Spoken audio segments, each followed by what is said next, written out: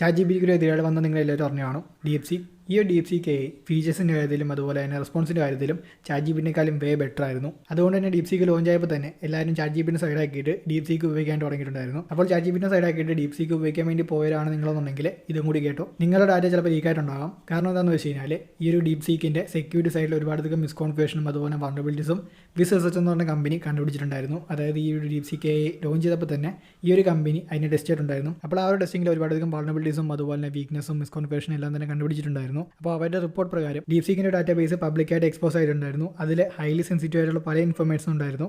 നമ്മൾ അയക്കുന്ന മെസ്സേജുകൾ, സീക്രട്ട് കേസ്, അതുപോലെ തന്നെ ബാക്ക് എൻഡ് ഡീറ്റെയിൽസ്, അതുപോലെ തന്നെ യൂസർ ഇൻഫർമേഷൻസ് എല്ലാം തന്നെ അടങ്ങിയിട്ടുണ്ടായിരുന്നു.